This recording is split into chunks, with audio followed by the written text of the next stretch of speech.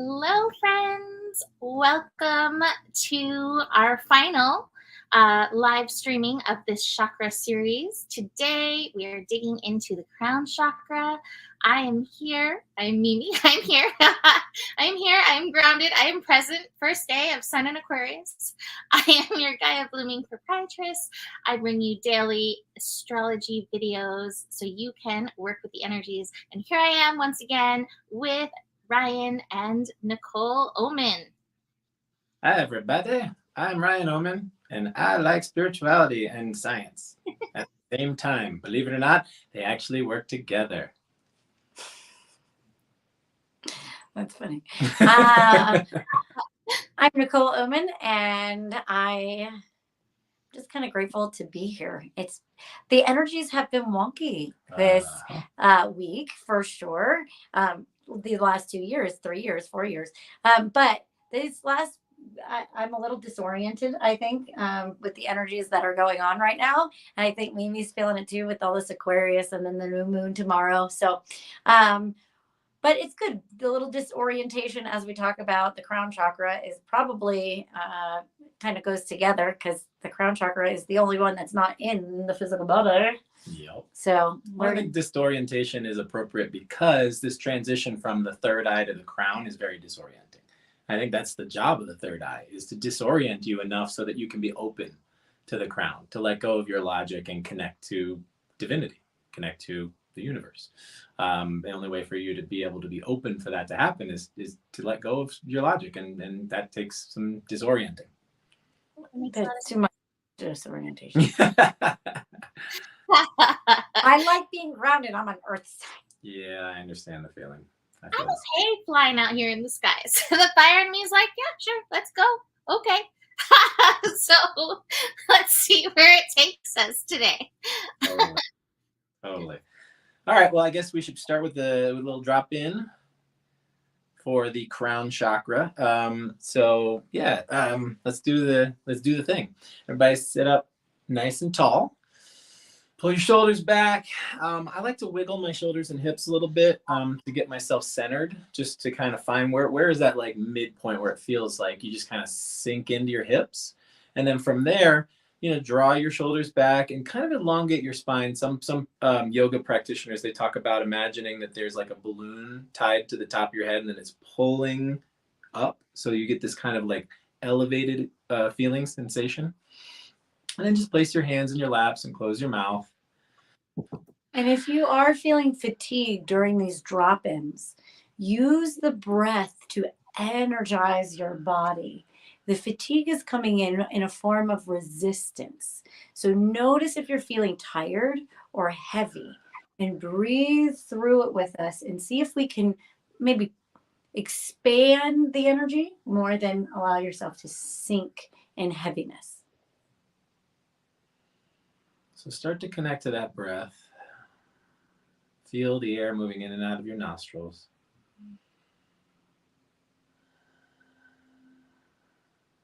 Feel the air moving in and out of your throat.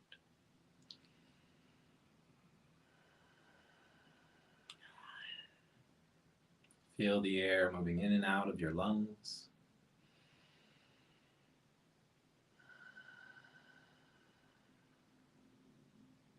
Feel the air moving in and out of your belly.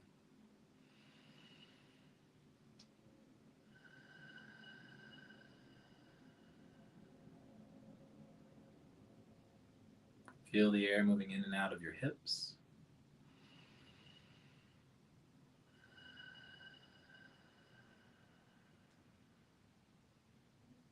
Feel the air moving in and out of your base.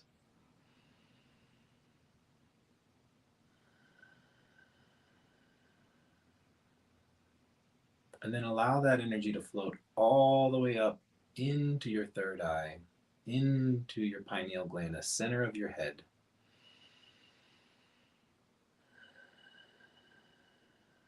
And just let the energy sit here for just a moment. And as you do, imagine that third eye looking straight up and out of the top of your head.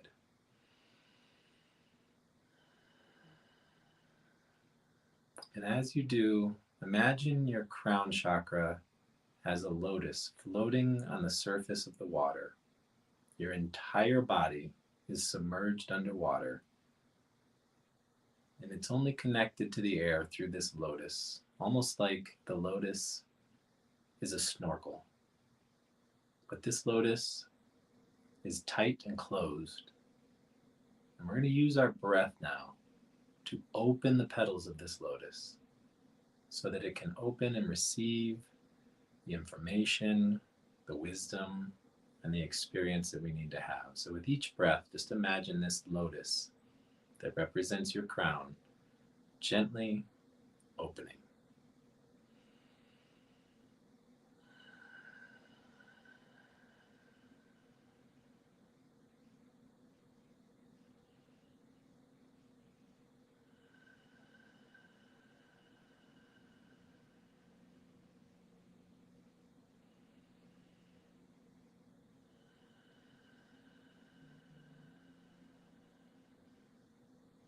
And now that your lotus has opened itself, allow whatever needs to drop in through this vessel. Again, just like a snorkel, pulling in the oxygen, pulling in the energy, pulling in the information, pulling in the experience.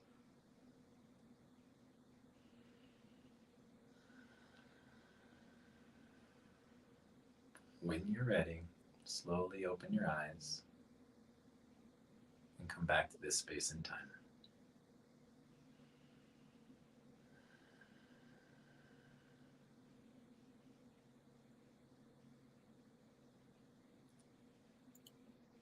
Gotta say, I didn't want to come back.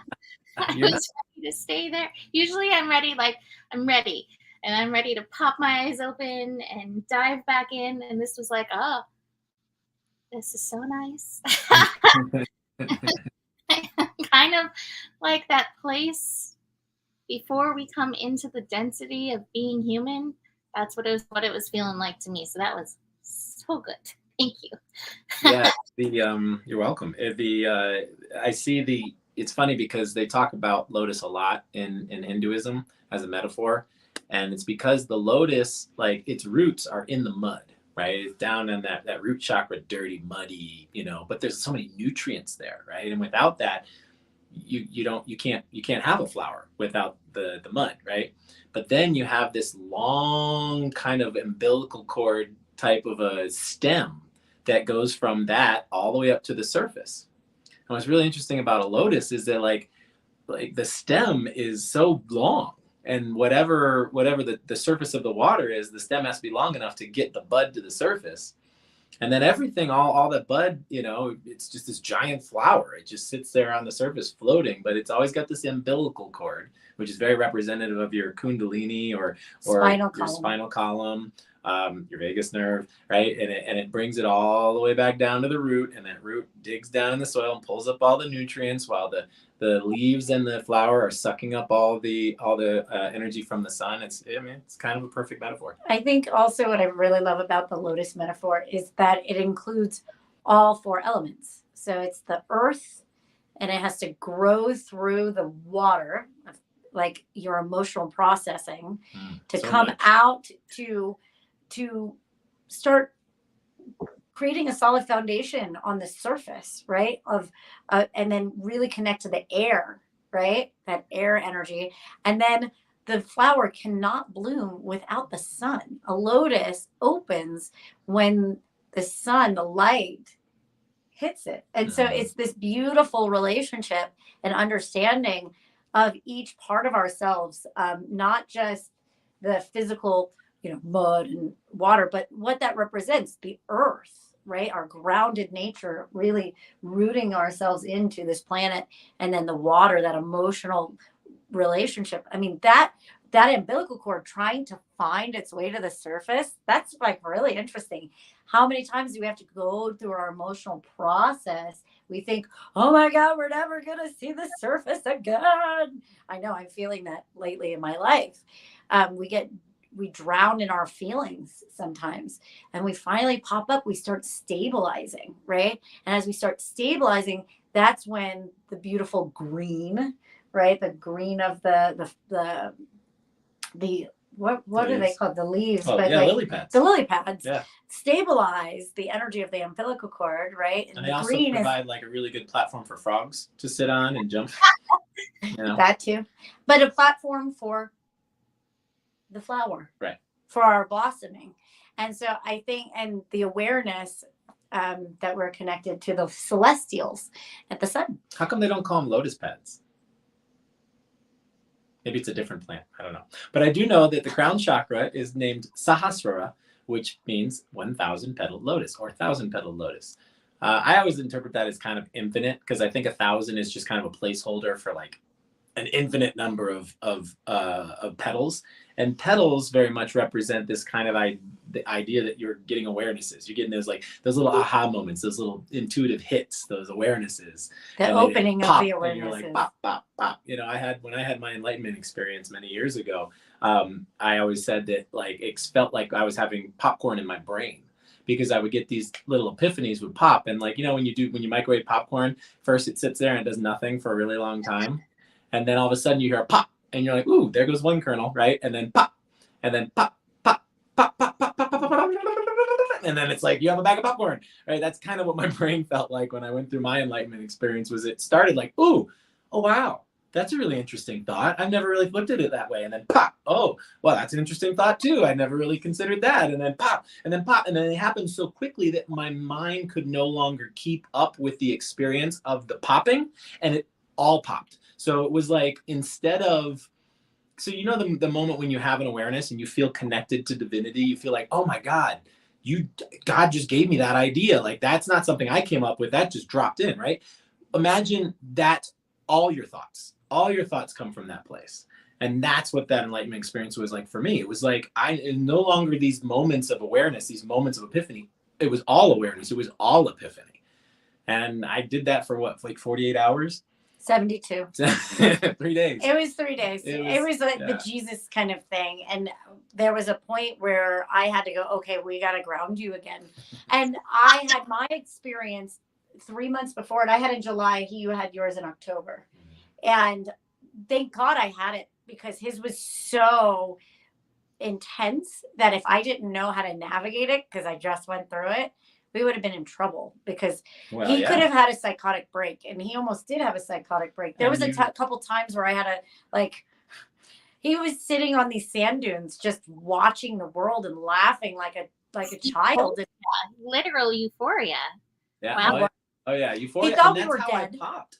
That's how I popped, actually, was euphoria. So it was Nikki, myself, and my best friend at the time. And we were at my family's cottage, which is up in northern Michigan. It's this beautiful little cottage that my great-grandfather built on a lake in 1960. And it's been passed down from generation to generation. Oh, and by the way, it's also on very sacred Native American spiritual land later on. And there's a lot of Native American spirits on there that I have a relationship with now, but they were there too. I know. And there's a portal up there. So it's on the 45th parallel. So it's halfway between the equator and the North Pole. So there's a ley line there. So yeah, it was really There was a lot of stuff we found out in hindsight. We didn't see any of it coming. It just came out of nowhere. But what I was trying to say is that it came from a blissful state. I was there with Nikki, and I was there with my best friend, and we were having a blissful time. We were just playing and partying and having fun and just being really joyful and goofy and silly. Childlike. Yeah. He was dancing and like doing a kick line, and then it popped. Just pop. I was like, whoa. And then it went off the rails on the crazy train. We could talk the entire time about that experience, but we're not going to. He tried to convince us we were all dead. That was really interesting. And he almost had us convinced because the air that during that time period, the sky was purple. There was salmon in the lake. I don't know what was going on. It was like the strangest. The leaves were falling like in spirals, like the Fibonacci spiral. Oh. The whole thing was very strange. But when you have one of those moments, when you have one of those experiences, when you are connected, the whole, not only was he going through it, but we were in his experience and we were fully engaged. So much so that the voice, so there was two parts of me. There was like, I would say my higher self, my lower self. And the lower self is kind of the guy you hear talking right now. And then the higher self was this kind of same voice as mine, but it had a different perspective. It had more of a higher perspective, if you will. The crown. And it was basically, it was like, ask me any question you want. You know, I'm at your disposal. This is your moment. I am your higher self, and there's no veil. Yeah. And so I was asking all the questions I could. I was getting all the answers, and it was profound. And what was really interesting at one point, the point where Nikki was like, you tried to convince us that we were dead. It was basically my higher self was talking through their voices. And we started to notice it too, because it would jump into my mouth and start talking. And then it would jump into Abe and he would start talking, and we would pick up where each other were leaving off. And I was like, that's not me. Okay. I'm channeling Ryan's higher self for him, because he has to see that it's external, like it's in all of us. And he's like, oh my God. And we knew what we were doing too. We were like, oh my God. You know, it's so interesting that you're talking about yours coming from such a euphoric place, because it made me think back, like, what was my first, like, kind of enlightenment experience? And mine came out of a place of pain and sorrow, and not necessarily even having any place left to turn to besides faith. And I, as I'm thinking about his experience too, and I'm like, oh, a lot of these have come from, you know, it's so interesting, because like I want to balance this for people, you know, like I love that yours came from this euphoric place, but it doesn't have to come from that euphoric place too. It can be from like nowhere else left to turn to, that faith point. And it's like, oh, okay, God, here I am. And suddenly it was the same thing. Like for me, it was out in nature, like the trees were talking to me. Rabbit actually was a huge part of my awakening. And I think, Nikki, we've connected, and like we had our moments like right around the same time. It would be so interesting to look at that astro. But I have the chart of it if you want me to send it to you. Oh yeah, for sure. But yeah, I think we talked years ago, like around it being the same time, that the trees were talking. Rabbit was actually huge. And I'm actually loving that, because we're about to enter the year of the rabbit. And so just FYI, if you're not in that euphoric place, you still can have those experiences. Oh yeah. And connect so deeply. Yeah, that's how Eckhart Tolle, I'm not sure how it's pronounced, but that's how he ended up going. He was in deep, dark depression, suicidal, and basically just giving up on life. And then he went down instead of up. But I think they all lead to the same place, whether you're going down or up. And we also have to think of it this way, right? There's always balance in everything that we're doing. So after Ryan had that euphoric experience, for about 2 years later, he went into a dark depression, and he went through massive amounts of fear for even longer than that. He had to he kind of pendulum swung into his ego for a while, and, you know, went to LA and wanted to be an actor. And not to say that every actor is like the mouse egoic, but yeah, okay. Go to LA, right? So, and then he ended up being a personal trainer, and he had like the cut abs and the tan skin and the blonde hair, and he had to go through this thing where he went through a massive refusal of the call, and he went to a dark place afterward. So he had it in this euphoric place, and you probably started feeling better, Mimi, didn't you? Yeah. Exactly. So, you know, if you go into the dark place, you're probably going to, when you pop, you're going to be in a light place. I had it in a euphoric place as well. I had it through my inner child. I was at Disney World. When I had mine, I was on a roller coaster, and that theme keeps coming up for me. And not that I went into, right after it was the first time I went into depression, we moved to LA, and my whole life fell apart. And yes, it was very hard. I wouldn't call it, was it dark? Yeah, it was a little dark. It was shattering. place. So if you get it from euphoria, you might have to go into darker places later, so you will always find the balance, and there's no judgment. It just is what it is. It's where you're at, and the enlightenment experience really meets you where you're at and then shows you what you're missing. And I think that's a really good point. It does meet you where you're at.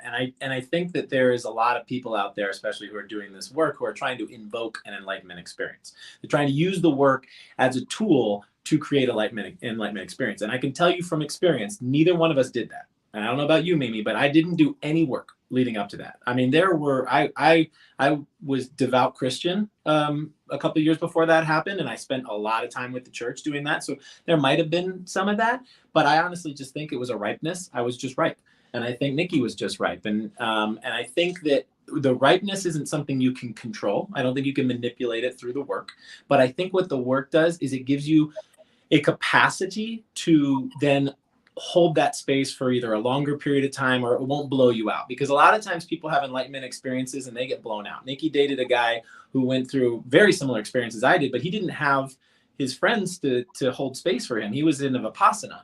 And you would think out of Vipassana that those people would be built to deal with enlightenment experiences, but they did not. They quite literally asked him to leave because he was being distracting. And he wandered around until he ended up in a mental institution. So he wandered in the desert. This is kind of funny. He wandered in the desert of Joshua Tree. Then he walked for days back to Los Angeles, and then they put him in a mental institution because he thought he was Jesus. Yeah. So I thought I was Jesus too, to be perfectly honest. But in hindsight, I realized it's not that I was Jesus. It's not that I was a Middle Eastern, Hebrew, a Jewish man from, when the time changed, it was like, oh, it was BC, now it's AD. Okay. I wasn't that guy, but I was connected to Christ consciousness. And I think that's when you really connect to Christ consciousness in that way, it's so profound and so overwhelming and so all encompassing. You can't help but just be like, oh, I'm Jesus, because you are. Because that's what Jesus was running off of. He was running off of Christ consciousness. And there's a lot of people who could debate, whether Jesus was the only one who's ever done that, if he's a reincarnation of Krishna, or if he's just another Messiah on the stepping stones of messiahs through history. I'm not here to debate that. But what I am here to tell you is that if you have an enlightenment experience, you are going to connect to Christ consciousness, and there's a very good chance you will think you're Jesus. If you're Hindu, you'll think that you're Krishna. If you are Buddhist, you'll think you're Buddha. Like, these are archetypes. We talked about archetypes last week, and these guys represent these like profound above civilization archetypes. There's a reason why Jesus and all the saints all have little halos above their head in Renaissance paintings. It represents the crown chakra. Their crown chakras are wide open, and they are able to connect to divinity, and they're able to speak with God's words. And I think that's what really resonates with people. And that's why their words outlast their physical body and their physical incarnations, because it's not just them. It's not just a person. It's an embodiment of God. And I think that, that is what we're all looking for. But let me assure you that when you get it, it's not easy to hold on to. It's like trying to hold on to a lightning bolt. I think that's where the work comes in. I think the work is like you're literally like Rocky training how to hold on to a lightning bolt. Like, when that happens, when I get that enlightenment experience, I want to be ready for it. So I'm going to keep practicing. I'm going to keep sitting on a cushion, and I'm going to keep breathing, and I'm going to keep working on myself, and I'm going to keep trying to remove all these little sticky grunty points where the energy can potentially get stuck and cause me physical pain. Yeah, I'm dealing with that right now. That's the work, in my opinion. It's preparatory. All the work is preparatory for that one moment when you ripen and everything just goes boom, and you go, oh, I'm glad I did all that work, because now I've got something to hold on to. It's almost like you're building a boat for when the flood comes. Like, that's your ark. Your work is building your ark. So when the flood of energy, metaphorically speaking, that flood of energy comes, you got something to float with, so you don't sink in it. I don't know. That's my perspective. That's my take. Really a great perspective, and I think it's really that's why doing like the grounding work, working with your other chakras, so there is a lot of spiritual work that just focuses on like the good feelings, the euphoria, blah blah blah. Wonderful, it's so great to open that part, but you need that foundation for anything. And so this is such a good, strong reminder of why that earthing, that grounding, the root chakra, all the other chakra work is so important to do, so that you have the capacity for the bugs flying by, for the amazing amount of energy that does come into you when you are open and receiving that level of energy.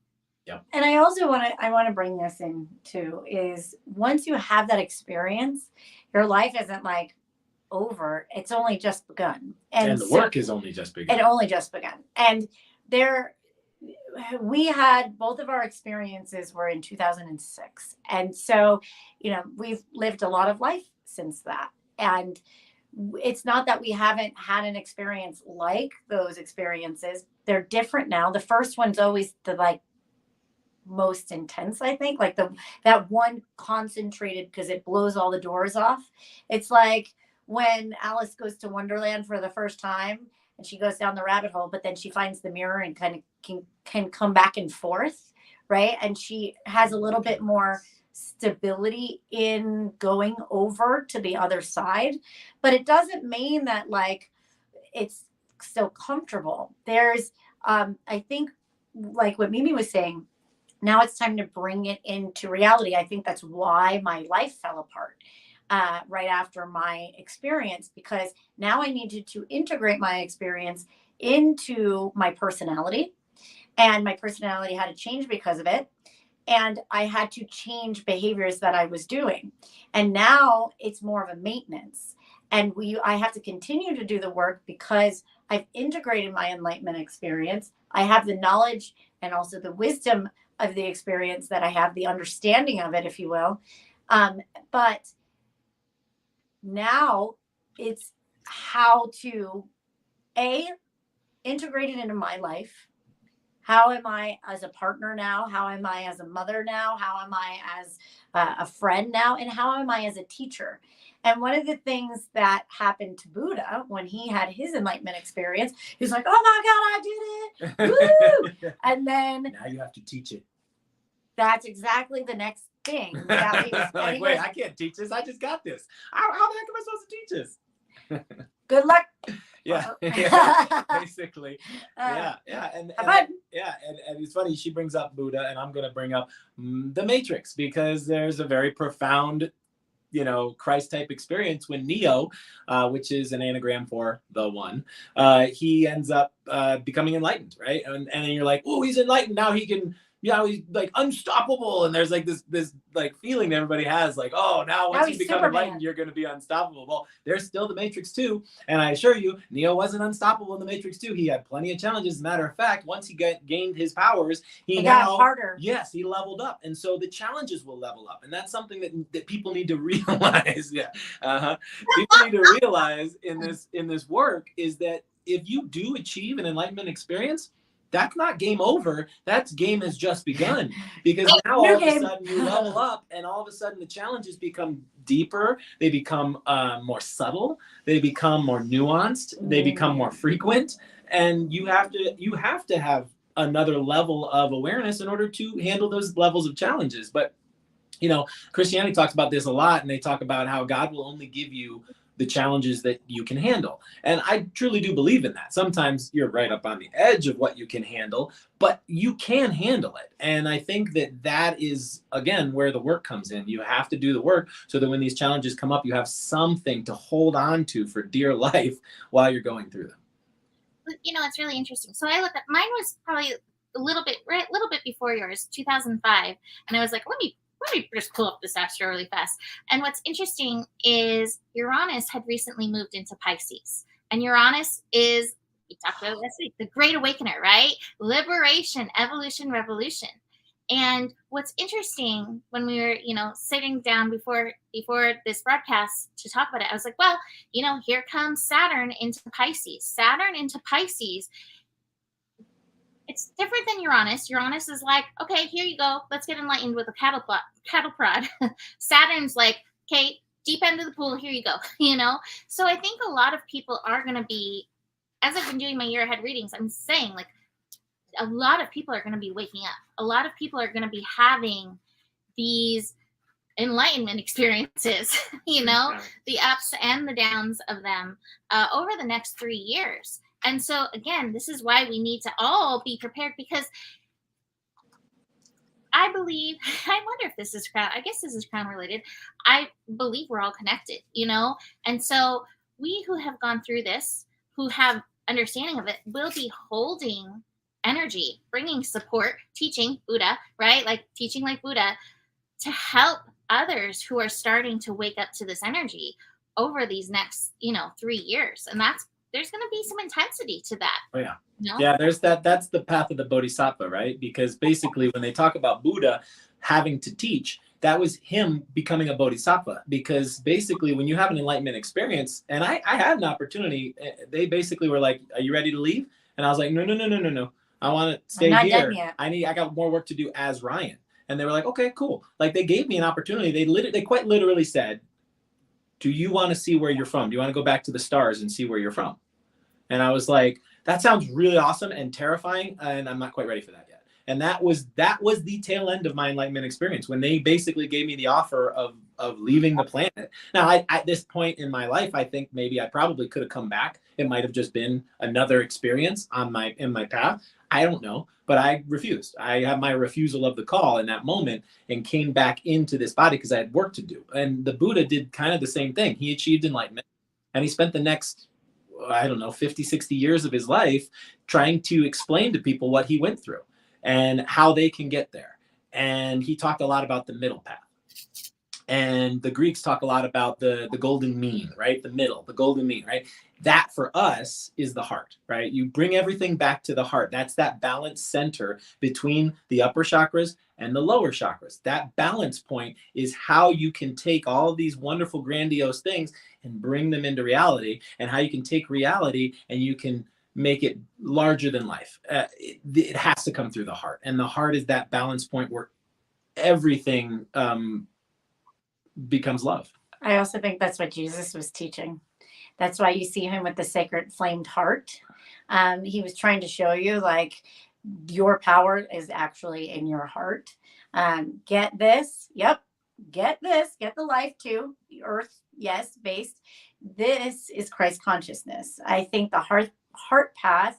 And if you look at the heart chakra symbol, it is a seal of Solomon.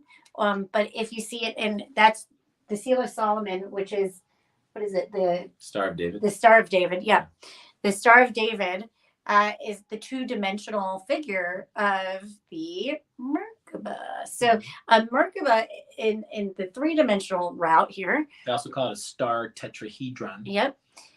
This is known in the spiritual world as a vehicle. So if you can really tap into your heart and really know the heart, then you can travel wherever you want to go, but you're always centered in this balanced. I always say what Jesus said, I am the one, the way, the truth, and the life. And what I gather from him when he talks about that is he's starting to realize, like, God and life together, right? You have to honor both. I think a lot of where we go in major religion nowadays is we kind of go, we need, even Buddhism and all these different things, we need to ascend. Now what? Now what do we do? After we ascended, now what?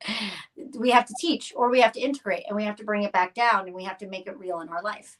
And when you bring it into your life, that's when you go on the bodhisattva path and you start to teach it and to understand it and to integrate it. But more than anything, what you're really learning, and I think if life is like the root chakra, this is all the fundamentals in the lower 3, and God is the higher 3, then you center in the center in the heart, and that's love, and that's the point. And love permeates all of them, right? We talked about that during the root, or the heart chakra week. We talked about the 7 aspects of love and how every chakra, every energy point, if you will, has its own love center, right? To be centered, you need to be in love, and the love of each one of those chakras is the center point. Now you can fall off into mania, using another Greek term, which is where you either are on the deficit side, like you're on the low side, basically that chakra is completely shut off, or you are on the excessive side where that chakra is like way overactive and like doing things way too, and that mania is something that the Greeks talked a lot about, and they warned about it because they were like, yeah, these forms of love are great, but if you're not balanced within the center of these forms of love, you're going to fall into mania, and mania is it's hard to get out of. It can really be destructive. So finding that center point, finding that golden mean, finding that middle path, finding the love. I think those are all the same things. Nikki and I have been talking. We've used this phrase a lot over the years, is that if the devil is in the details, then God is in the through line. And I do believe that that's that golden mean. That's that center point. That's that balance point. That's where you find God, because all the extraneous stuff, all the details, all the nuance, like, is there 12 chakras, or are there 7 chakras, or are there 31 chakras, or it's like, that's detail oriented. And I get it. The logical brain wants those details because it's bearings. That's how it hold on. But we talked about how you have to let go of those. There's a disorienting process that gets you to the enlightenment place. And you talked about, we talked about Uranus a lot. We've been throwing Uranus under the bus, but correct me if I'm wrong, Mimi. Doesn't Uranus rotate like up and down instead of side to side? Yeah, that's pretty freaking disorienting just thinking about that, right? Because basically Uranus and Saturn both are the only 2 planets in the solar system that have rings, right? I thought Jupiter had rings too, actually. I don't think Jupiter does. I know it has a lot of moons, but I don't think it actually has the rings. And I know Saturn for sure is known for the rings, but I'm pretty sure that Uranus has rings as well. But they're going up and down. Like there's this kind of like disorienting thing. And I think that disorientation is it's like almost a rite of passage. You have to allow yourself to disorient. You have to allow yourself to let go of your logic in order to step into enlightenment, in order for that process to happen. And I think that there's probably... Oh no, we lost them. Oh, sorry. Yeah, we just got a phone call and it interrupted our progress. We now return to your regularly scheduled program. Yeah. So anyways, it's this energy of disorientation, I think, is what stops people. Because when they get up against disorientation, they pump the brakes. They're like, oh, nope, that's too intense for me, or I don't feel safe, or I have to, cling on. It makes them cling on instead of let go. Absolutely. It makes a lot of sense. I got very disoriented by you going away. Oh, yeah. Sorry. No, that's okay. We're in the Mercury, like coming out of that shadow period. And speaking of Uranus is going direct in 2 days. So there's a lot of that. Well, I think it's interesting, that cling, because we see a lot of that when it comes to like religion. I know we wanted to talk a little bit about religion. And I think a lot of people cling to that because there's a safety. This is what the rules say. This is what the Bible says. This has to be true because the Bible says it. Oh, by the way, I'm going to ignore this part of the Bible and I'm only going to listen to this part. But but let me cling to it really as hard as I can. Yeah, I think that's a really interesting point you bring up, because all religious texts have those contradictions, right? They have those things like, wait, you said thou shalt not kill, but yet this talks about how the Jews went in and decimated everybody so that they could take the promised land. And how does that correlate, right? And right after he got the commandments. Yeah, right. So I was like, wait a second, like, what's going on here? I think that's the disorienting part of religion. It's supposed to make you start to question it. The religion in its very nature is a way to get you started. It's a way to start your journey towards your own relationship with God. It starts you off, but it doesn't get you there, because there's a certain part, and you see this in every story, there's a part where you have to let go of the thing that's keeping you safe, the thing that got you to where you are now, in order to get where you're going. You have to let go of the old in order to embrace the new.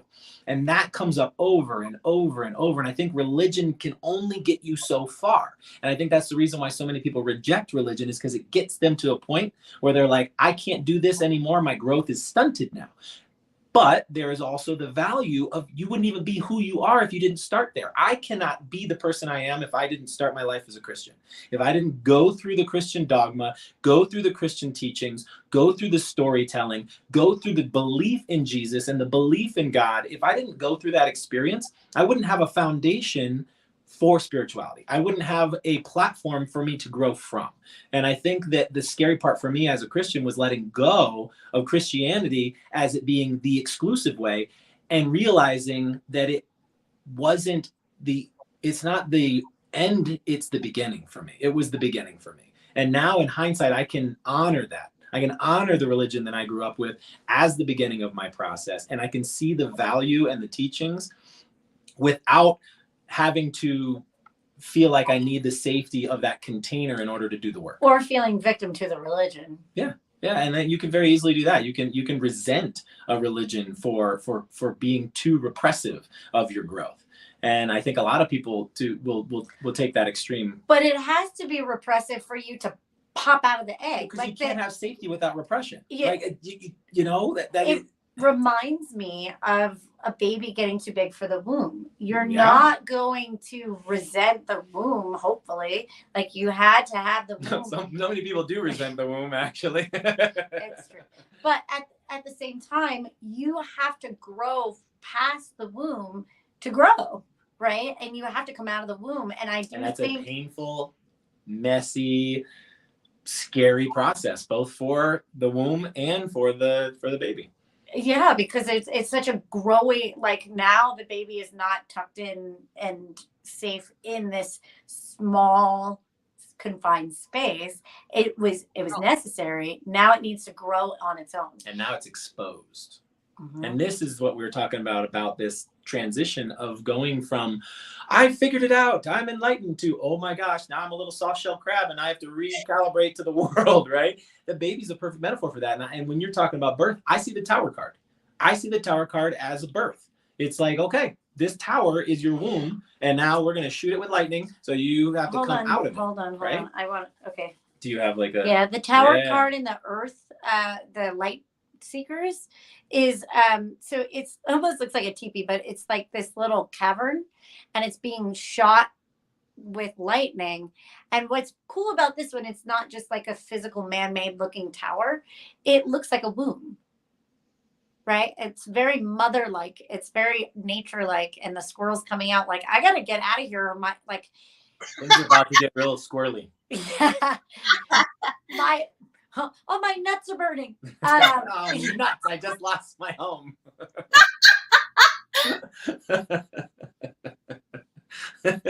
So we could just go on and on with the squirrel metaphor. But what I love about this is it feels more feminine to me, and it feels more like, okay, yes, you got really comfortable in your little nest and where you needed to be, but we need to take that away from you so you can learn a new lesson or kind of stand on your own 2 feet. And I think a lot of us have to reject a certain, either our religion or even our parents or our culture, our cultural beliefs, to continue to grow and to evolve and to move into what we believe, and mainly our own relationship to God, because that is more important than anything. My relationship to God might look and feel a little different than yours. My relationship to God now is both masculine and feminine. It's not just, I don't worship just the masculine, and I don't worship just the feminine. Right. I worship both. I see it. And not just mother and father. I'm like, oh, I worship the aspect of the divine mother and the divine father, but the divine lover, the divine child, the divine, all of the aspects of God, because there's beauty and wisdom in all of them, like we talked about last week. And so the more that you connect to your own relationship to God and your own path to God, it gets harder to connect to the church, if you will, but you find other people that are like, yeah, I got that too. And then you kind of create your own communities of church, because church, all it is community. Yeah, what is it? I am so horrible at paraphrasing the Bible, but there's a phrase in the Bible that's like wherever two or more come together and gather in my name, there I am.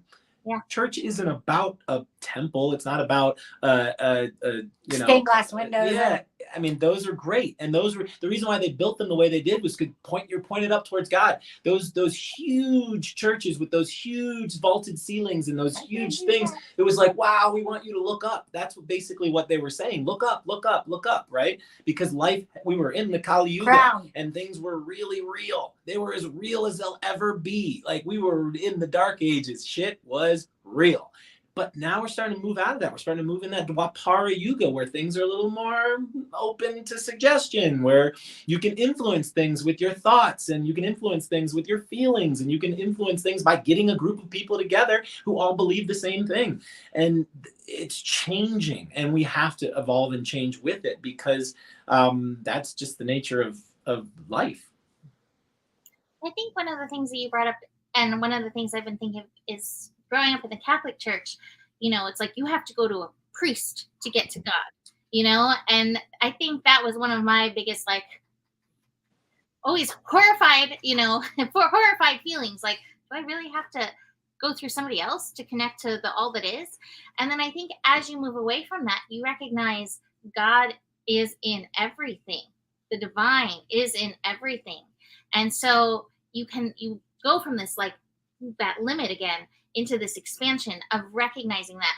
And I remember one of my big fights with my mom when I was little, ridiculous. We had this discussion so many times. In the Catholic Church, you have to get married in the church. And I was like, I want to get married outside.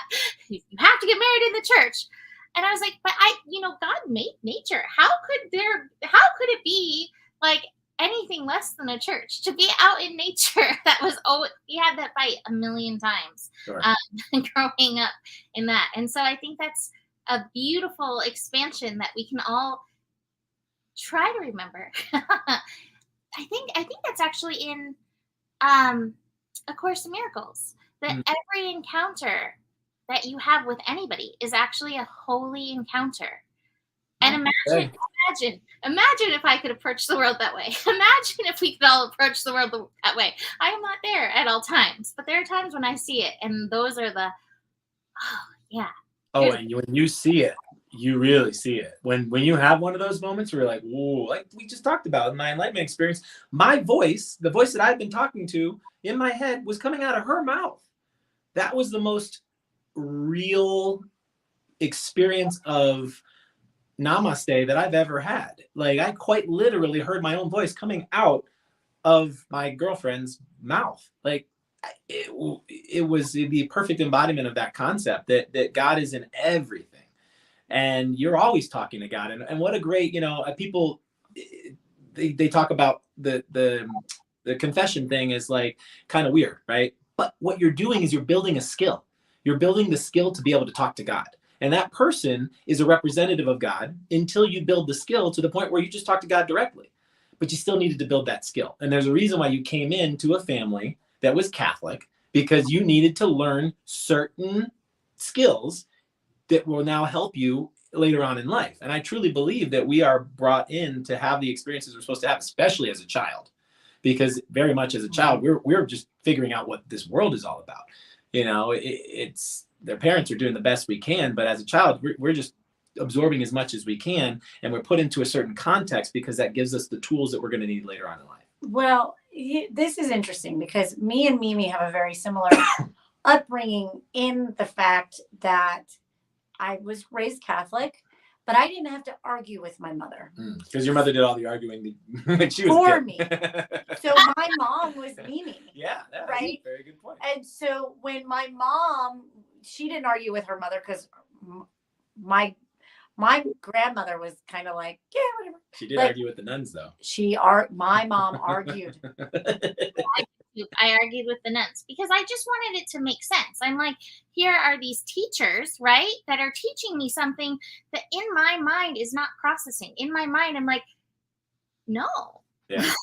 like one of my other arguments was like, if God is this Father that loves us so much, why would God send us to hell? I don't understand that. A loving Father does not send you to hell. That was one of my other big arguments. Joe and I have had so many conversations about this because he also would argue in and through all of this. So Really? it's nice that your mom paid. Well, yeah. I mean, Well, you were arguing against nonsense. Nonsense. Well, she said, I was just thinking that the nuns hated me. Is my mom on here? Yeah. Oh, there she is. Hi, Mom. So my mom grew up in a time period in like the 50s and 60s where it was a lot more, right? And so she, they would tell her to go, they would hit her with the little thing. But what I got from my mom would be like, so you're telling me like that person's going to go to hell and like that, but none of this makes any sense to me. And so what was great about my relationship, I had a different mother figure, but I had the same basic structure, foundation.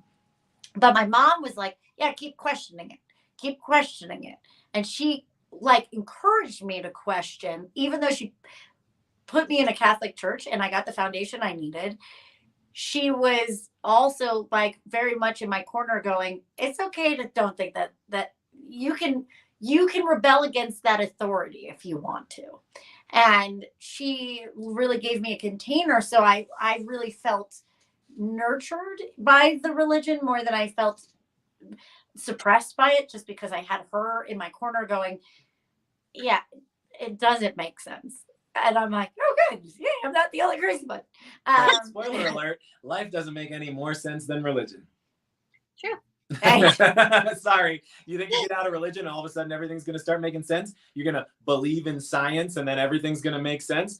Good luck with that. Because there are things that are happening right now in this world that are causing people who have no relationship with God on purpose or on accident, I don't know, but they are forced to deal with the inconsistencies of life, the fact that nothing can be taken for granted. We all worship something, whether it's science, money, and something that we see in our neighborhood a lot is a lot of people worship money, and they believe, and we've seen this over the last since COVID and also the fires and all the things that we went through, is they have this feeling that the more money they make, it's going to save them from life. Or they shouldn't have to deal with this because they worked really hard and went to college and now they make a 6-figure income. So they shouldn't have to deal with this toilet paper shortage. But at the same time, life is a grand teacher.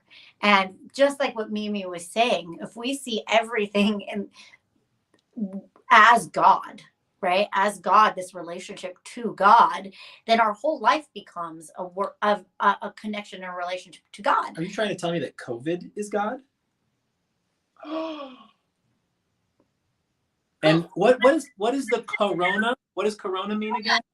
Corona means crown, right? Yeah, that's why I was like, what is the word? What is the word? Yeah. Coronavirus. I said that and I got a lot of that. Oh, we're gonna get some French haters right now, probably from many different languages for that.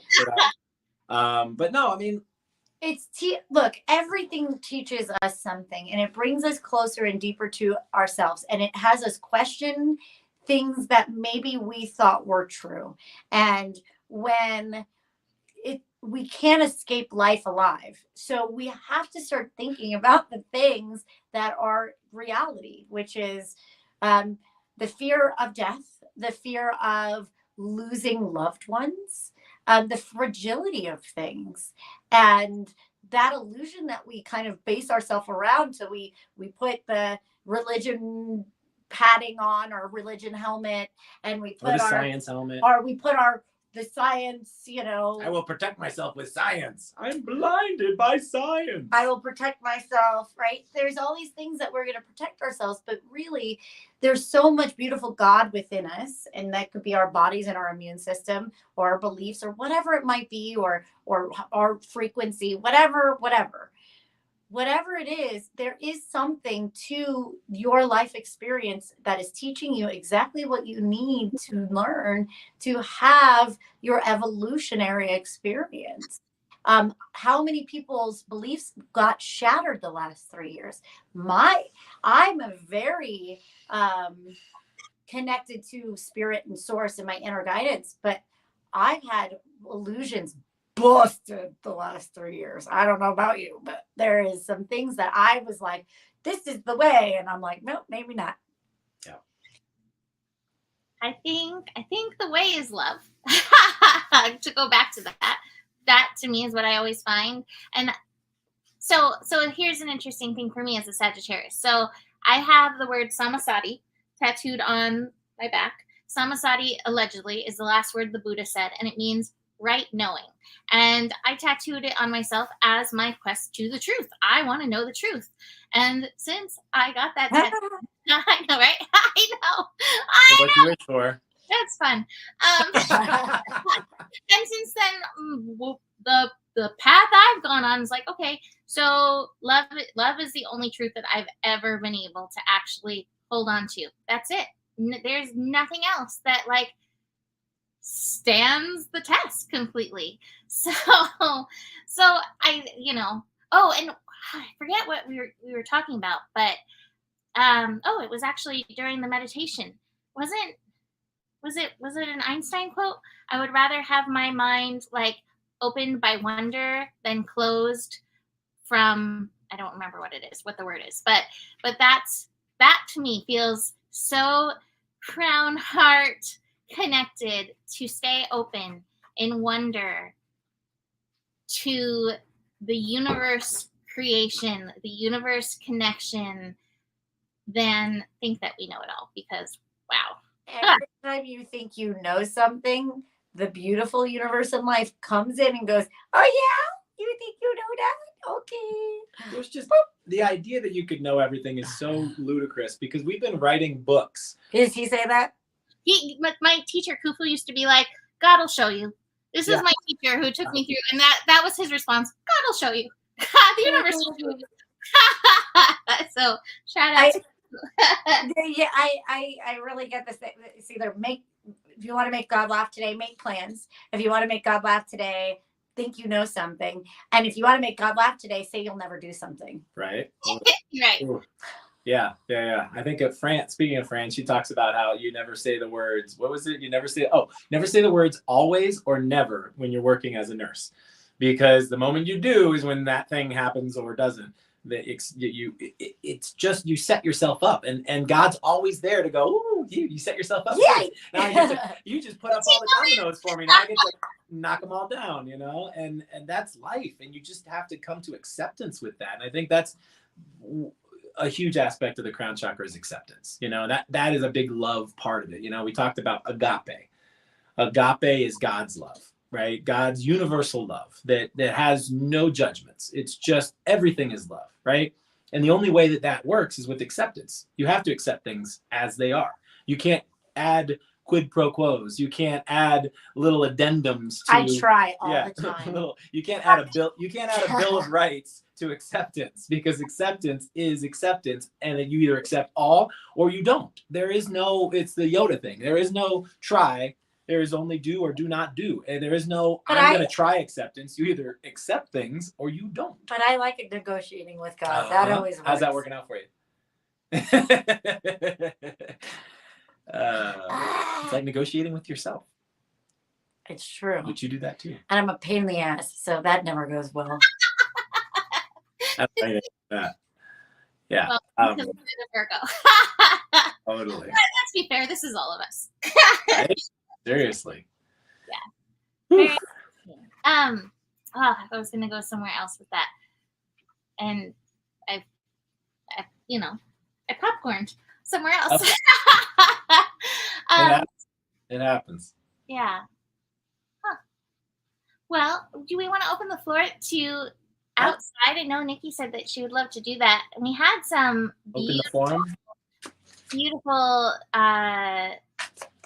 sharings of some enlightenment experiences. Yay! The she didn't think that she was Jesus. I knew I was thinking, feeling like Christ, heaven on earth, for a fleeting moment of inspiration.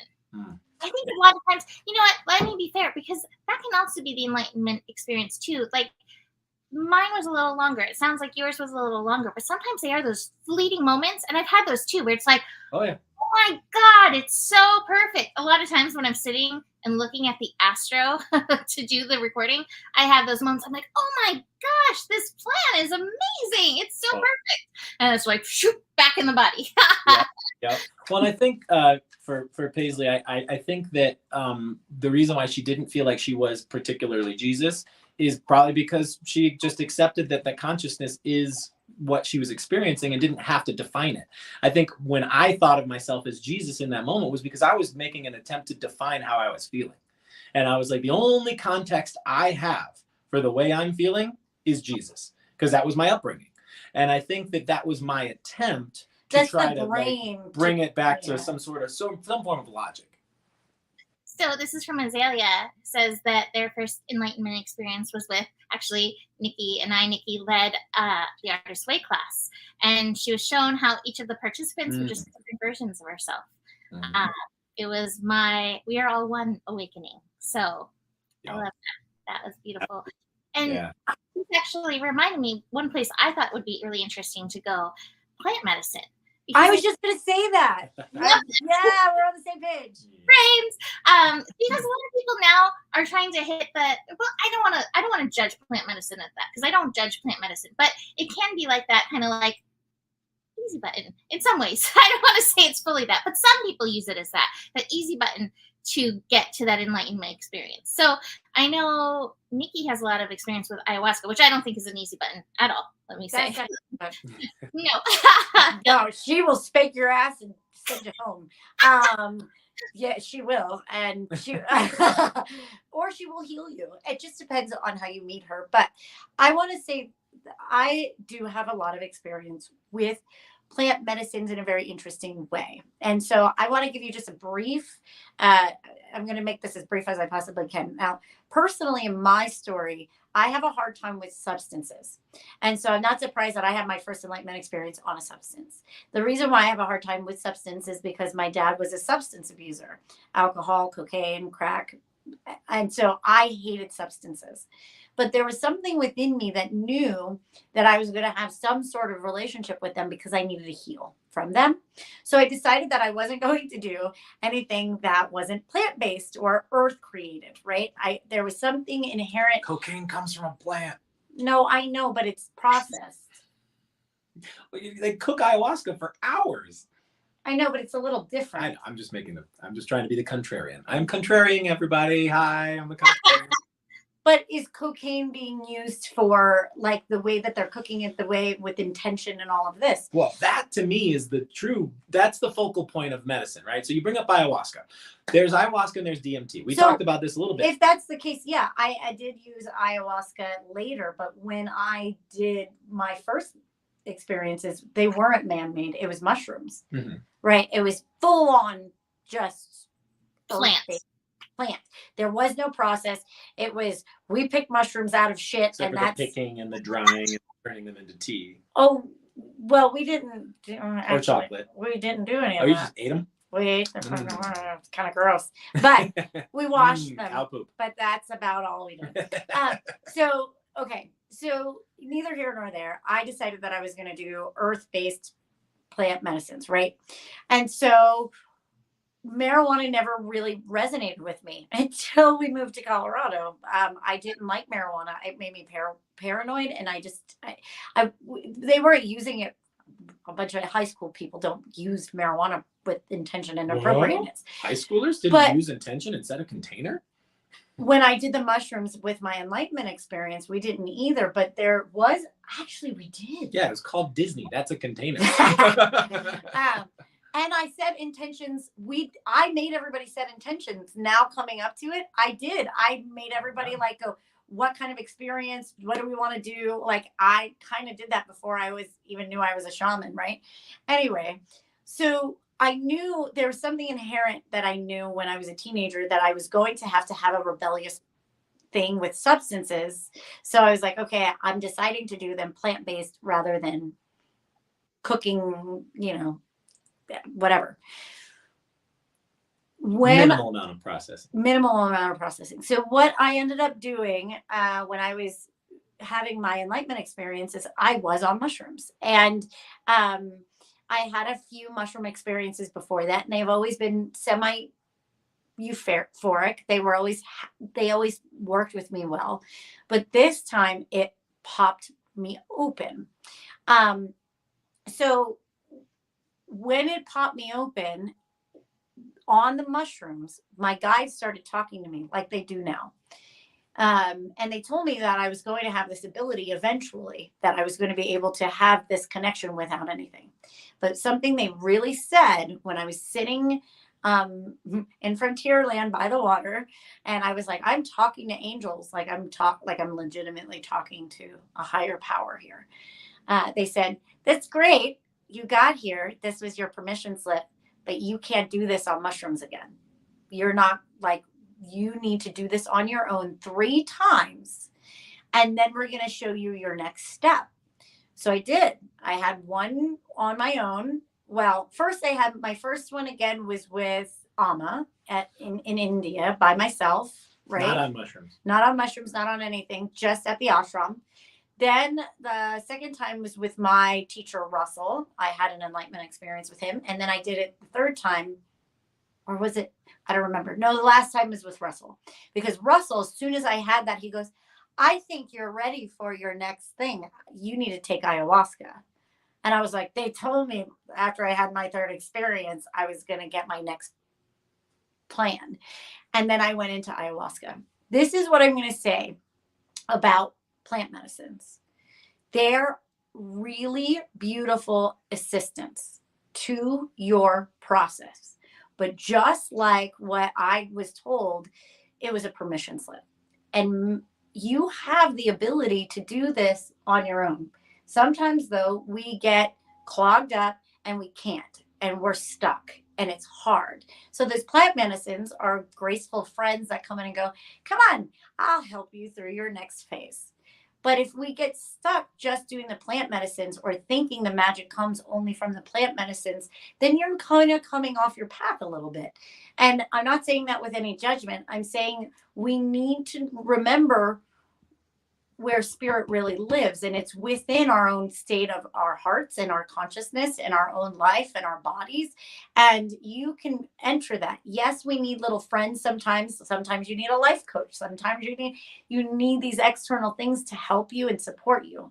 That's these relationships we have with others.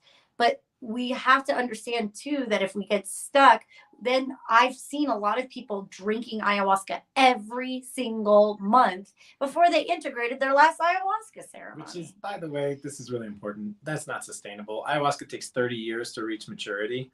And there's no way with all of us doing, especially all of us crazy white people coming from the United States down to South America and drinking up all the ayahuasca, you know you're going to get immature ayahuasca. And if you don't, you're going to decimate the plant. It's not going to be able to sustain you.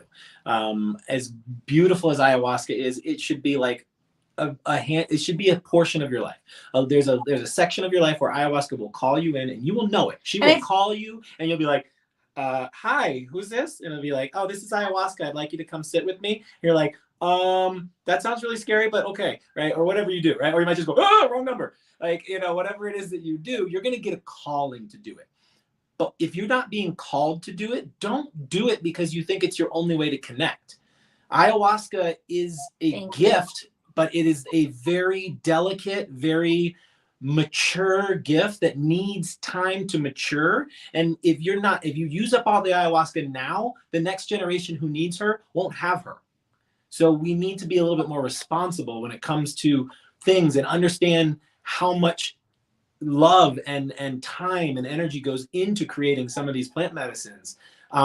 If you're just looking to go off into the ethers, then just go smoke DMT and do it in a shamanistic ceremony. But ayahuasca we're going to kill her, right? We have to love, I'm sorry. We have to honor her. She needs to be 30 before you ingest her. And if we all do that, she's going to be gone, and we won't have any more. And you're hours. also drinking, if you're drinking a more immature, like if they dropped it down to 15 and then they dropped it down to 7. Okay, there's problems. Let me ask you a question. Do you want to take advice from a 7-year-old? Depending on what it is. You You know, want to take advice on crayons? Then yes. But my point being is, if you want to have a mature, enlightened experience, then you need to make sure the medicine follows suit. There are medicines out there. You don't need to wait 30 years for them to reach maturity. Marijuana and mushrooms, right? But at the same time, marijuana and mushrooms have their own agenda sometimes, and they can take you off into la la land, which is great. But at the same time, you need to really have this relationship with the medicines to do them. And marijuana, we're using it, and it's a beautiful, beautiful, beautiful medicine if you use it as a medicine. But most people are using it to check out and watch cartoons.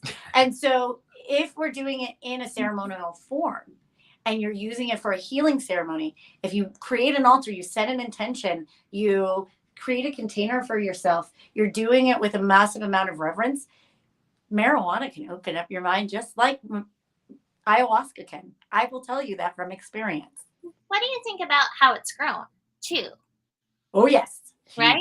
You know, the Well, it's all intentional based, guys. Oh, yeah. Like if somebody who, like if you're growing your own Anybody and you're talking to it and you're loving it and you're like, you know where it's coming from, it's beautiful, right? Like you can have this This is the experience. reason why different strains of marijuana have different names. Different mushrooms have different names. Every medicine you work with has a different name because there's certain energies infused into that. Coming back to the nuns, there's a group of nuns that grow marijuana. They're fantastic. Yeah. And they want to connect to God, so they grow their plants and they pray over their plants every day. Do you think that getting it from a drug dealer on the street or getting it from nuns who pray on it every day, and how different those experiences will be? But you can even take something that has its own intention infused in it, and you can also add your intention. Yes. Right. And that's one of the reasons why marijuana tends to be it tends to be a little bit more what's the word I'm looking for? It tends to listen better. It tends to be guided better by intention, where some of the other substances have their own agenda. Marijuana is more like a dog. It goes where you ask it to, you know, and it's more like a friend. Like it's down for whatever. Oh, you want to chill on the couch and eat like ice cream and Triscuits? Okay, whatever. But also, oh, you need support tonight? I got you, friend. Your body is aching. You're suffering from some sort of a physical ailment. You're going through chemo. Like, I'm here for you. And that's kind of a really cool thing that there's a medicine out there for that. And I think that's the reason why marijuana is starting to make a comeback. It's starting to come back in a big way, and we're starting to understand it better. We're starting to cultivate a better relationship. But if we can get a better relationship with it, because right now, even on the medical terms of it, there's people that are just over ingesting. The medical usage for marijuana is 5 to 10 milligrams. Like, it's not a lot. You don't need a lot. You set intentions appropriately and you set a container, that's plenty. If you're ingesting more and more and more and more, it's because you're not actually connecting to the medicine itself. What you're doing is you're trying to get high.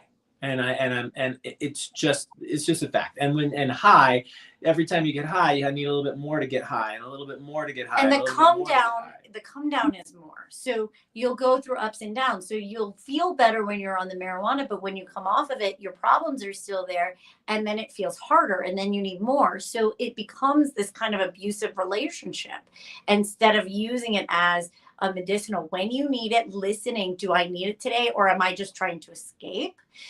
So, you know, when one of my missions I'm being guided to do is go to dispensaries and put our work in the dispensaries and start teaching people how to use it, because people are self-medicating who have ADHD, depression, anxiety with marijuana, PTSD.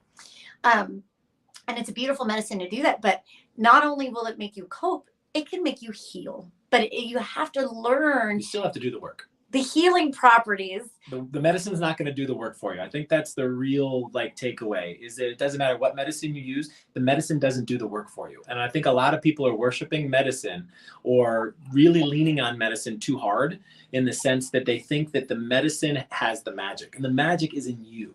The medicine will give you permission to access that magic, but the magic is in you. And it's important that you realize that, because you won't have a successful relationship with any medicine if you think the medicine is the answer. It's not the medicine. You are the answer. The medicine gives you the excuse or the permission Or show to know that. Or show you where the door is. A pathway. Sometimes you need to like, oh, I didn't even know that there was a path there. And they all lead back to the self.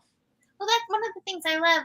So when I did shaman training, that was something that has stuck with me so strongly, is that like also once you do any of these medicines, you've opened the path, like the door is there, and you can always bring yourself back to that state.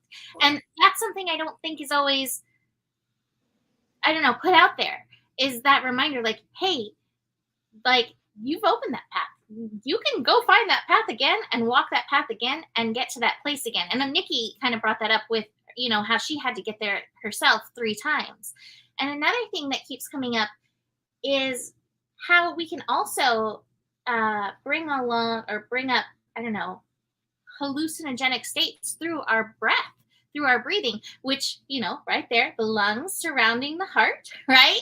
A lot of my experiences actually with Khufu, we did some rebirthing experience through our breath, which takes you into like a higher state and a semi-psychic state, definitely. And it was all through a pattern of breath. And so that's something to know as well. Like the power is not just always outside of ourselves. We also have these gifts within ourselves to get there. And it's not to say, you know, that we can't use friends and support to get there as well. But I think it's a really beautiful thing. And here's your mama again, who's saying, I've been on 5 to 10 milligrams a day for 8 years, and it saved her life to use it with intention. And she honors it. Every medicine is a drug, and every drug is a medicine, and it's all about how you use it. And this is a drug. So my mom is an addictions nurse. She's been an addictions nurse for 20 years. And also married to an addict. Married to a drug addict. And she gets people off of heroin and alcohol. And one of the things that she says is the hardest drug, period, to get off of is alcohol and cigarettes, actually. And she's like, it has the hard, and those two are legal. And she gets really upset that cannabis is illegal. She's like, they'll put you on an opiate and I can drug test for an opiate and be fine. But if I drug test for marijuana, I'd lose my job. And she's like, this is absolutely ridiculous. Well, we're redefining these relationships now. And I think that's really good. Yes. I'm really grateful for that we live in a time period where we're redefining these relationships. We're not in marijuana madness time anymore. It's not, you know, the war on drugs, which, by the way, we lost that war because we are the most heavily medicated society that's ever been on the planet, period. Ever. So we lost the war on drugs. We just didn't realize the cartels weren't the real drug lords. It's the pharmaceutical companies. And I know I'm going to get canceled for this shit. And I don't care because I'm not on social media. Can't cancel me. But seriously, like we are a very drug society. Now, are these drugs needed? Some of them. Are some of them excessive? Absolutely. It's about balance, right? We talked about balance earlier, and finding your balance, even with pharmaceuticals, is important because it is a slippery slope. You take a drug to help one thing, it creates side effects. Then you take a drug for those side effects, which creates more side effects. You take a drug for those side effects, and suddenly you're taking drugs and drugs and drugs and drugs and drugs. And now you're codependent. But you're not dealing with the problem that there was to begin with. And you're just masking symptoms. That's the inner work. The mentality behind drug use is what's important. It doesn't matter if it's pharmaceuticals. It doesn't matter if it's illegal drugs. It doesn't matter if it's legal drugs. None of that matters. It's the relationship that you cultivate with the substance that is key. You're deciding. And you can do this with anything, caffeine, food, all of it, like sugar, sex, everything. Sugar is a drug, y'all. It is. It is. It very much is. And so I think Alcohol's a form of it sugar. all comes exactly. I think it all comes back to this very over encompassing message that keeps coming through for the crown chakra. It's all about your relationships. It's all about your relationship with God, and God is in everything. And the more you have a healthy relationship to the things that you're doing, the people that you're, like really being aware of your relationship dynamics to these substances or to your relationship to God or whatever it might be, is the most important. When you really know yourself and know the relationship that you have with these certain things, the more that they can become either destructive, like my mom said, it could be a drug, or it could be a medicine. And we want to find the medicines in life. And the medicines will help us heal and love and grow. And if we're off in the mania, it's going to cause us more chaos and more distress and disorientation or separation. And so what I want to come down to, and I wanted to bring this in about the drugs.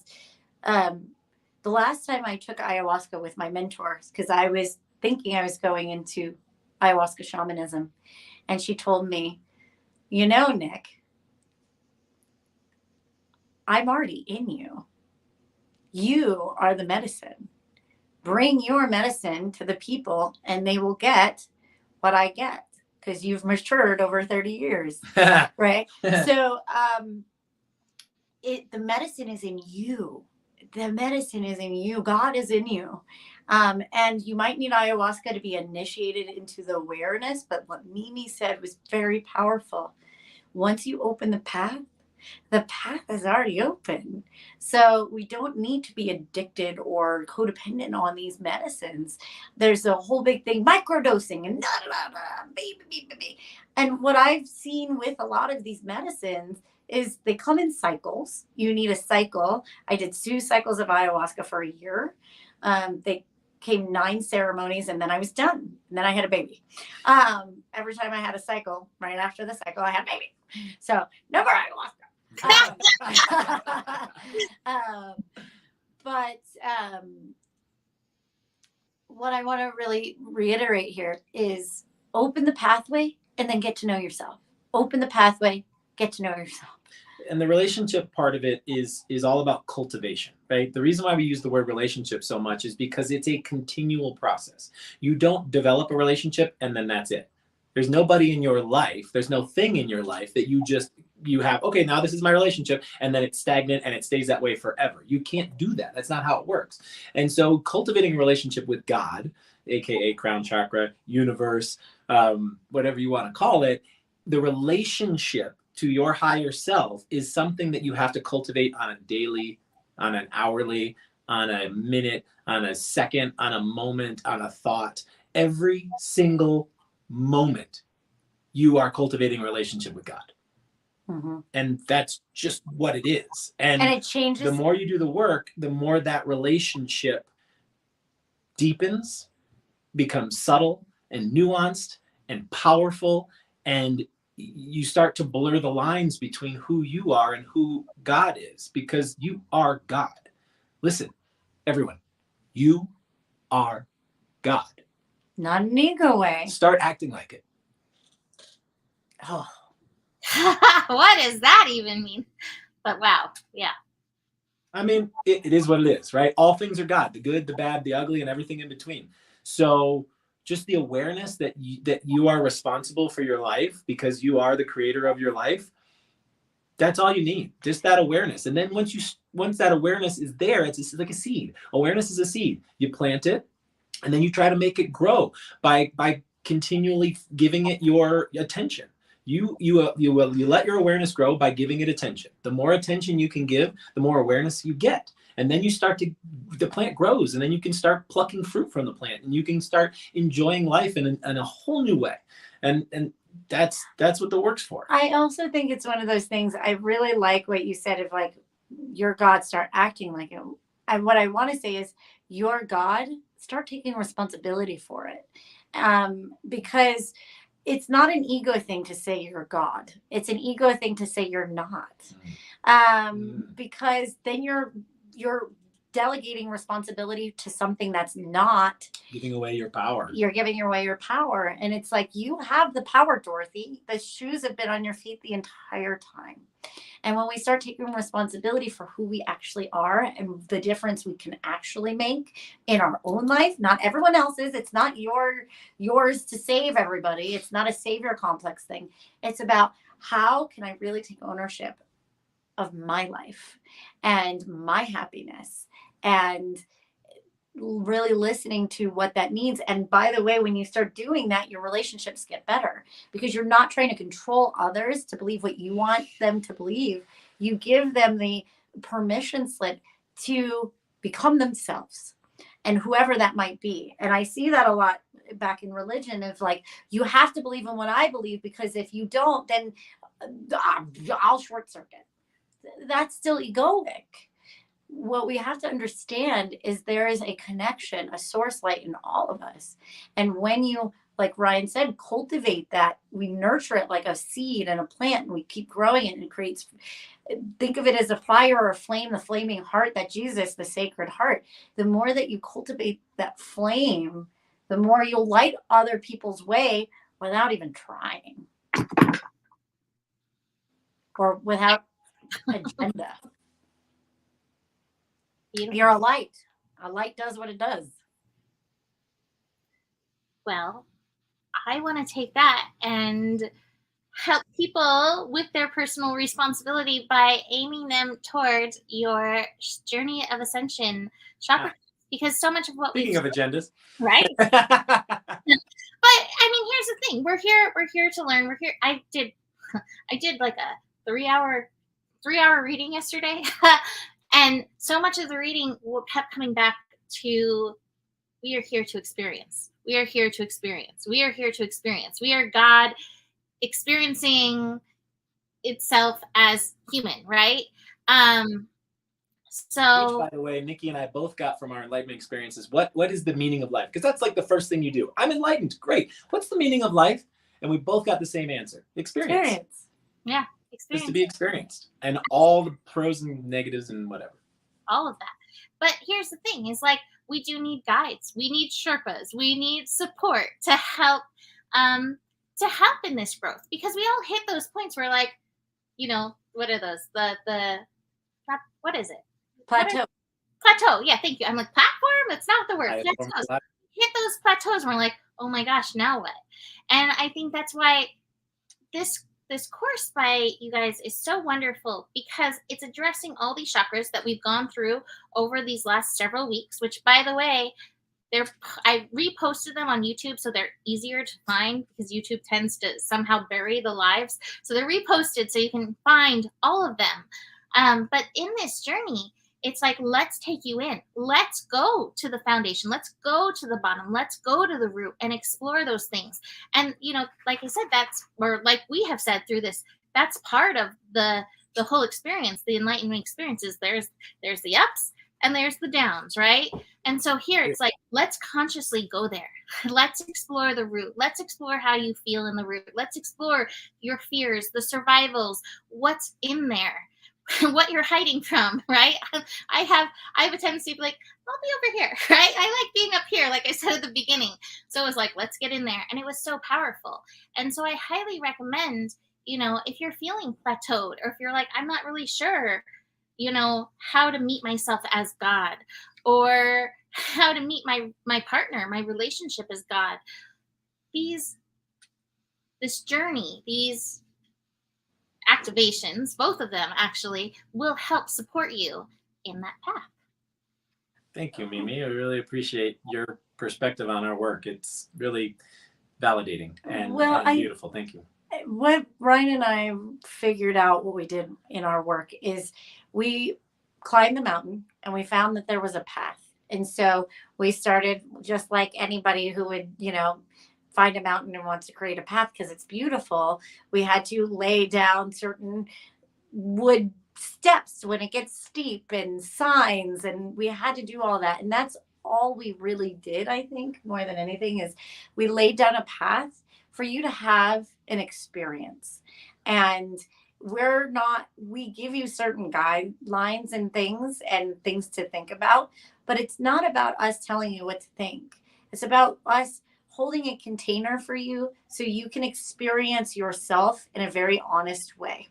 And then having support when you're having that day of like, I uncovered a box within me. Oh my God. And we're like, Did you guys help me unpack this, please? Yes. Yes, we we are here. It's okay. Let's pull that out. It's okay. You don't have to be scared of that. It's okay. That's normal. And you're like, oh, that's normal. Or, oh, no, that's a thing. That's like a lot of people just having someone That's that like, I had this happen to me. Yeah, it's a thing. And just knowing that it's kind of normal when you're going through it is comforting, and you don't feel so scared. And when Mimi was talking about when Saturn goes into Pisces, you're going to have these experiences anyway. When Uranus goes direct this weekend, you're going to have these experiences anyway. And you could do it isolate, and you could do it alone, or you can have a safe container, a set and setting with people that know what they're doing. It's like taking ayahuasca by yourself and going, ha, good luck.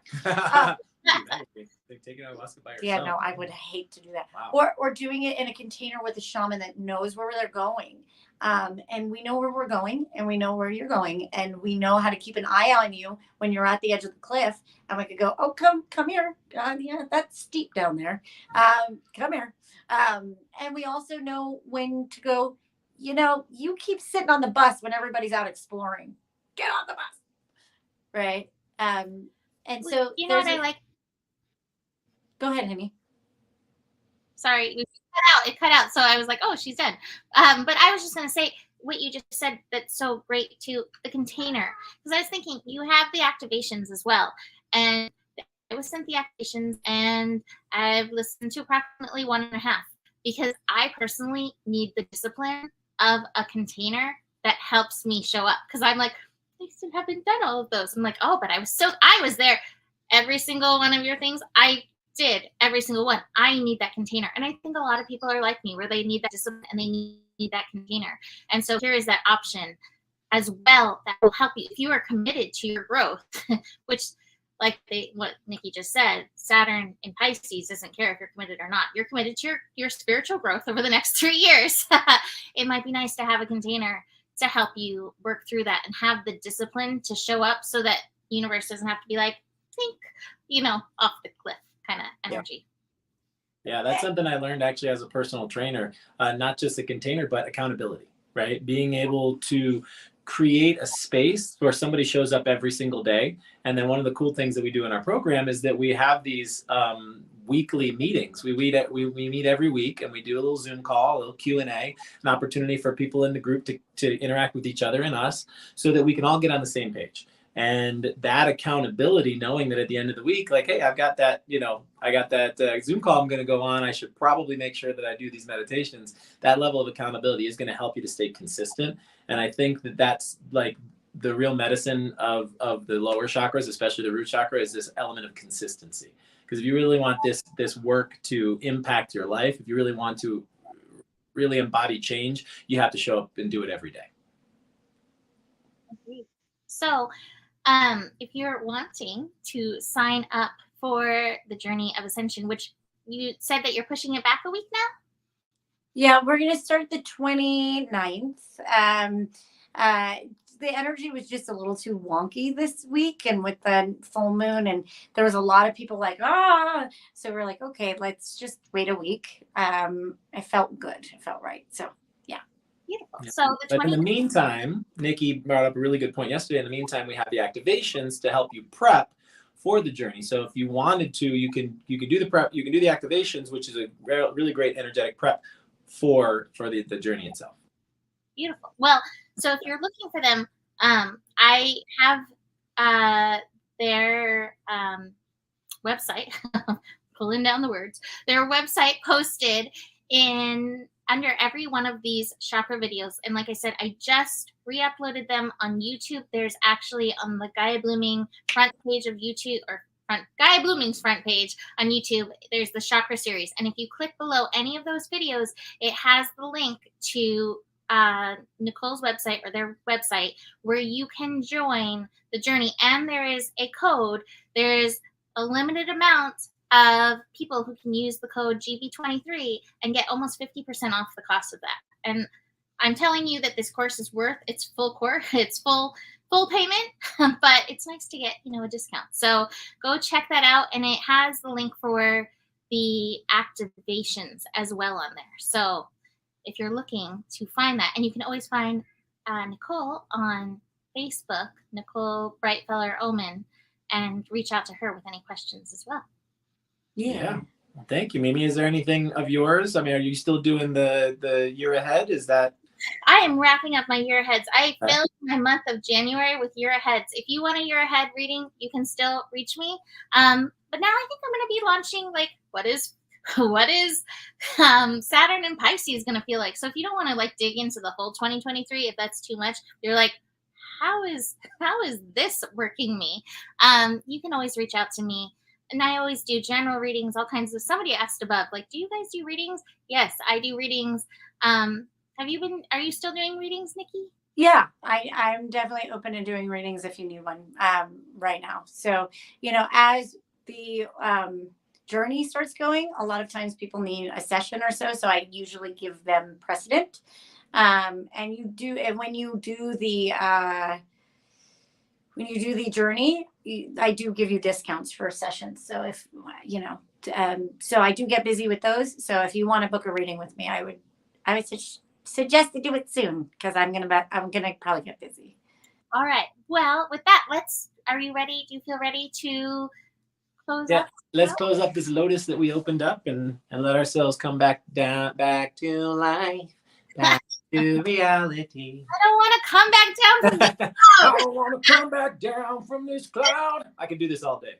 All right, so everybody find yourself in a nice comfortable position with your spine elongated and your shoulders back.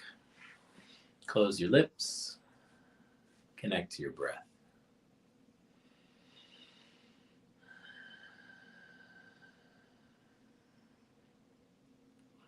And just look at that beautiful lotus, the crown chakra floating just above the surface of your experience.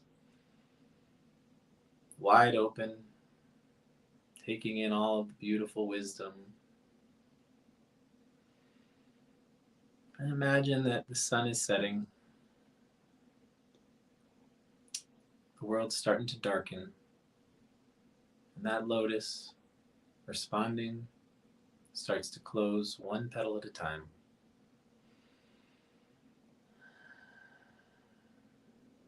With each breath, it closes a little bit more.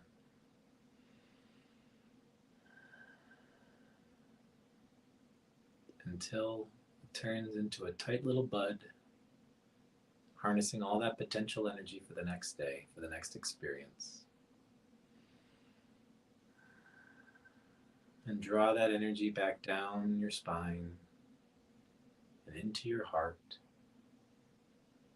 and into your stomach, into your hips, into your base, connecting you to this world, to this planet, to this space and time,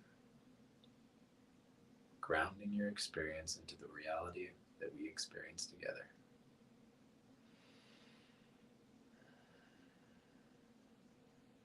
And when you're ready, open your eyes.